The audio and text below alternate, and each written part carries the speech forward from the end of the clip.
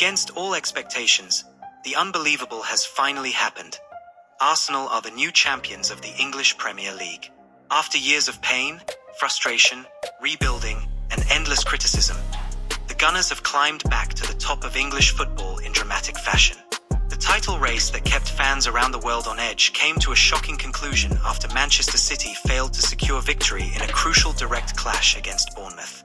Pep Guardiola's side could only manage a 1-1 draw, a result that completely destroyed City's hopes of lifting yet another league trophy. As the final whistle blew, celebrations erupted across North London because Arsenal officially became Premier League champions once again, ending a long wait that many supporters feared would never end. This season has been nothing short of historic for Arsenal. Under the leadership of Mikel Arteta, the team transformed into a fearless and unstoppable machine, combining young talent, tactical intelligence, passion, and consistency. Week after week, Arsenal proved they were ready to fight against the dominance of Manchester City, and now their reward is finally here. Arteta has become the hero of the club, a manager whose name is now being sung proudly by millions of fans around the world. From doubters to believers, everyone is now recognizing the incredible work he has done at the Emirates Stadium.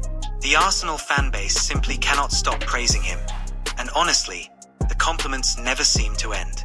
And the dream is far from over for Arsenal because they are also finalists in the UEFA Champions League. The possibility of winning both the Premier League and Europe's biggest trophy has created massive excitement among supporters. Arsenal are not only champions again, they are now one of the most feared teams in world football. The atmosphere around the club is electric, emotional, and unforgettable.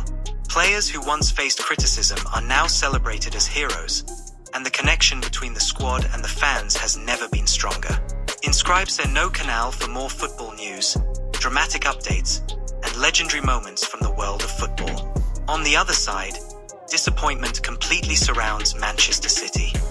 Ian Wright was saying that he feels that this could be one of the greatest Arsenal sides if they manage to win both those trophies.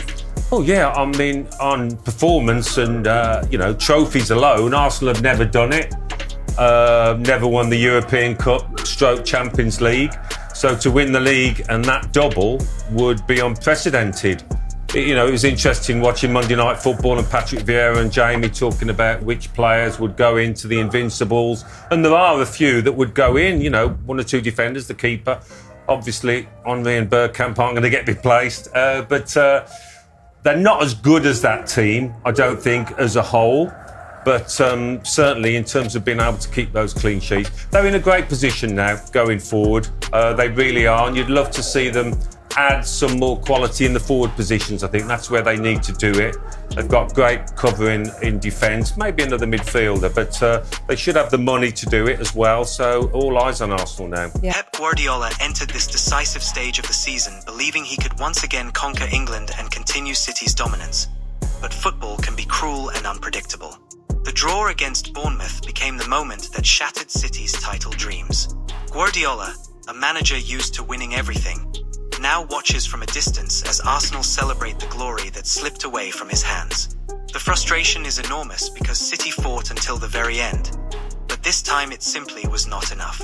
Football fans everywhere are calling this one of the biggest twists in recent Premier League history.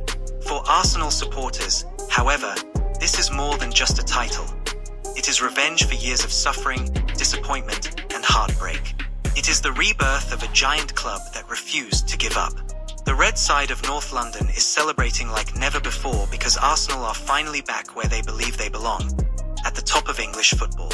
The Premier League has a new king, and his name is Arsenal. Did you believe that they could do it when they lost to Man City at the Etihad?